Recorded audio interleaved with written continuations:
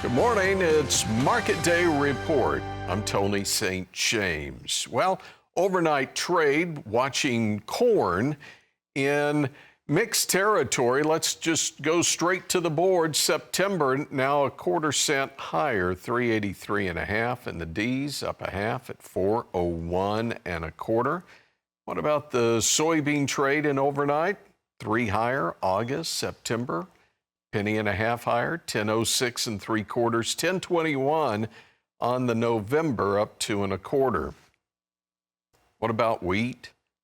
Well, Chicago, September, 4.5 higher, 5.42 3/4. The D's up 4 1/4, and the deferreds up over 3 cents. Hard red winter wheat higher, up 4.5 on the September. D's up 4 3/4, 5.77, and 6.02.5 on next year's July, which was 2.5 higher. And spring wheat, Minneapolis, 3 1/4 higher on the front month, 5.89. December, 6.09.5, up 2 3/4. What about overnight trade for cotton? Lower, December, 66.97, down 76. Could any of this be setting the stage along with export sales report for what's to come? Well, one guy that can tell us is Brian Hoops. Brian's with Midwest Marketing. And Brian, we kick it off. Just numbers I'm looking at. The numbers for corn, higher. Numbers for soybeans, higher. Well, lower on wheat, and a disaster for cotton. You're right, Tony. So you look at these export numbers that were out. Wheat is a big disappointment, I think. 10 million bushels is all we sold last week. And this is our key time to be exporting wheat. We get this specific Northwest wheat harvest, and we should be shipping wheat out right away because that newly harvested wheat should be in high demand. And we're not moving a whole lot of this crop. So it's a disappointment. I know wheat's trying to rally, thinking that U.S. wheat's competitively priced in the world marketplace, and with Egypt in for a tender this week, that we may get some of this business, and I don't think we are. It's going to go to Russia or some other country, and the U.S. is just going to be shut out of that. It just tells us wheat is overpriced, unfortunately. We're going to have to find a price level that's going to stimulate demand, and unfortunately that means lower levels, especially when the USDA is likely to increase yield potential next week in that supply and demand report for the spring wheat crop, and probably bump up the winter wheat crop as well because yields have come in better than expected. So corn exports this morning, they were really good. 19.1 million bushels of old crop, new crop at 9.8, old crop beans at 12, and then a new crop 36.2. Very strong numbers. We knew they would be, and you really don't trade these exports, but they're just confirmation of what the trend is. And we saw private export sales last week that justified what we saw this morning. We haven't seen any private export sales this week at all. No, out of the 4 trading sessions, we've seen nothing. That means our export sales next week should be down considerably from these levels, and that's what the trend is for the market here. And I think that's what the market's going to look at or focus on is next week. We have the supply and demand report. We have pretty much beneficial weather across the country this week and into the weekend, cooler temperatures, some rain in some of the drier areas that really need a shot. Next week, we'll probably see an increase in yield for both corn and soybeans. But then the wild card is, what does the NASS do with the FSA acreage data? Do they increase corn, soybean acres? Do they decrease them? So we have a couple moving parts, moving pieces that could give us some volatility and maybe even some short covering going into Monday morning's report.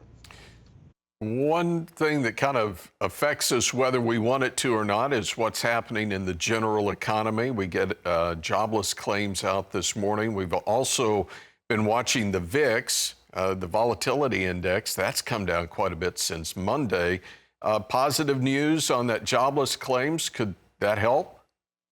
Yeah, they were 233,000 jobs less than what was expected and revised down from the prior numbers. So I thought.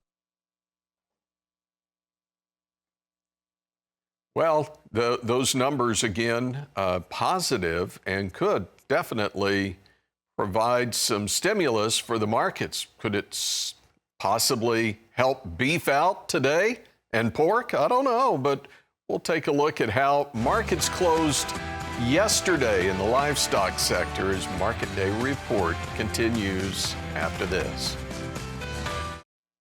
Welcome back. It's Market Day Report.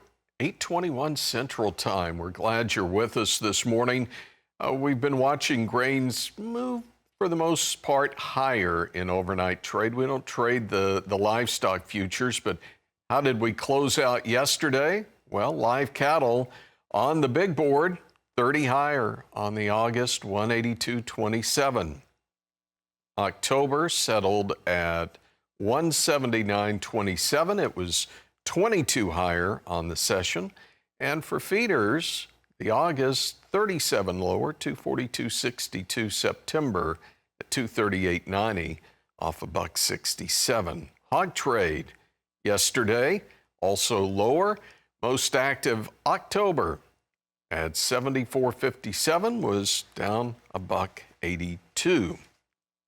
Now we'll reopen the markets later this morning. Where could we be going? Let's bring back Brian Hoops with Midwest Market Solutions. And, you know, Brian, cattle, we could go either direction today. Are you a betting man? Yeah, we lost internet connection down here, so I don't know what's going on, but I'm glad you called me back. Sorry about that. I wouldn't expect cattle are going to open firmer here this morning. We were talking, or at least when I was talking when we got cut off, is that the stock market was higher following that jobless claims number. And yesterday, the cattle market followed the stock market higher on the early stages, and as the stock market sold off late in the day, cattle followed. So I would certainly expect we'll try and see a little short covering following that stock market this morning, but overall, news in the cattle market's a little negative as we had cash trade about $1 lower in the Southern Plains, $5 lower on a dress basis, and the cutout values continue to soften, and that's real disappointment for the cattle market. And I'm going to throw one more in there. We don't usually throw in inflation numbers from other countries, but a quick thought on Mexico hitting their one-year high on inflation. They're a big trading partner for the U.S. Yeah, especially when you talk about them importing corn from the U.S. You know, their imports are about 20-25% better than they were a year ago. So that's a major contributing factor. They're also a big buyer of U.S.